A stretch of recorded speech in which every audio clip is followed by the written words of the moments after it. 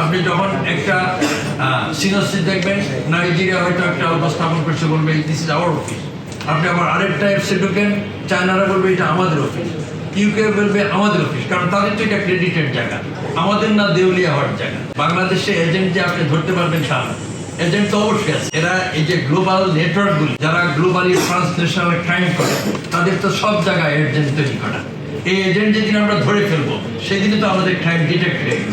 আপনি একটাকে ধরবেন, এরকম হাজারটা আছে। ক্ষতিগ্রস্ত হচ্ছে যে আপনি একজ্যাক্ট বলতে পারবেন। ওই যে আমি কথাটা বললাম যে কেউ লজ্জায় বলছে না, কেউ অজ্ঞতার কারণে বলছে না, কেউ স্বামী কাজ করে ওয়াইফকে বলছে না। আমাদের সোশ্যাল মনিটরিং সিস্টেম আছে, আমাদের কাছে যখন কমপ্লেন আসে আমাদের সাপোর্ট সেন্টার আছে, ওইগুলির মাধ্যমে আমরা যতটুকু পাই। আমরা তো আগ বাড়িয়ে কোথাও যেতে পারছি না। আমাদের এখানে আমরা তো এই মামলা সংক্রান্তে তদন্ত করতে যে এনটিএফ-টা পেয়েছি, এরকম হয়তো অনেক আছে আমার নলেজে, কারণ আসলে কাউন্ট নলেজে কোনো কিছু নেই।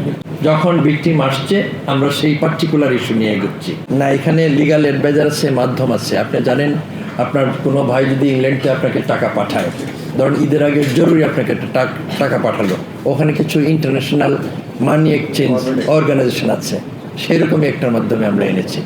না, আমরা তো হ্যাঁ শুনেন, পুলিশের সব সোর্স তো সবকে বলার দরকার নেই। আমাদের ইন্টারন্যাশনাল অর্গানাইজেশন আছে, ইউএস এম্বাসি আছে, এফবিআই আছে, কারণ আমরা তো ইন্টারন্যাশনাল অর্গানাইজেশনের অংশ, আমরা ইন্টারপোলের অংশ। আমি তো, আমার কাছে কোনো ম্যাজিক নেই যে আমি without the help of other countries আমি নিয়ে আসবো, তা তো না। শোনেন, আমরা তো বাংলাদেশ ব্যাংকের ব্যাংকার্স অ্যাসোসিয়েশনের মাধ্যমে কিছুদিন আগে আমরা মিটিং করেছি। এটা আমাদের, আমরা নির্দিষ্ট ইন্টারভেলে মিটিং করব এবং তাদের মাধ্যমে ব্যাংকার্স গ্রাহকদেরকে ব্যাংকার্স অ্যাসোসিয়েশনকে জানাবে।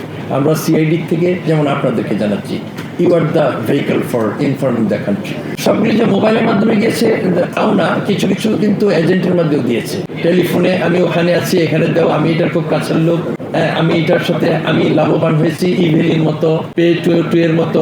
তারপরে আপনারা হয়তো ইভিলির একটা ব্যাপারে একটু পরে আপনারা যাবেন। আমি যখন জাতিসংঘ মিশনে গেলাম লাইব্রেরিতে, ডলারের দাম যেদিন কমে সেই দিন ওরা কিন্তু আপনার ডলার কিনে, যেদিন বাড়ে সেই দিনও কিনে। তখন আমি আমার out of my own curiosity আমি দেখলাম যে রাস্তায়, কাঁচা মাটির রাস্তায় বসা। আমি একটাকে জিজ্ঞাসা করলাম, ওরা আমাদের দেশের ইংলিশ এত বুঝে না, আর ওদের দেশের ইংলিশও আমরা এত বুঝি না, কারণ ওরা আপনার ফ্রেঞ্চ ভাষার মতো শেষের অংশটা উচ্চারণ করে না। তো অনেকটাই ভাববাচ্চে বোঝার চেষ্টা করতাম। অনেকদিন থাকার পরে জিজ্ঞাসা করলাম যে তুমি যে ডলার দাম যেদিন বাড়ছে সেই দিনও কিনছ, যেদিন কমছে সেই দিনও কিনছ, তোমার লাভটা কোথায়?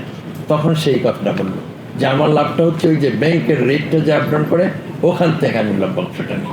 তা না হইলে দেখেন, দেশে যেদিন ডলারের দাম বাড়ে সেই দিনও কিন্তু মতিঝিল একজন ব্রোকার ডলার কিনছে, পরের দিন ডলারের দাম কমে যাচ্ছে, তাহলে তার লাভটা কোথায়?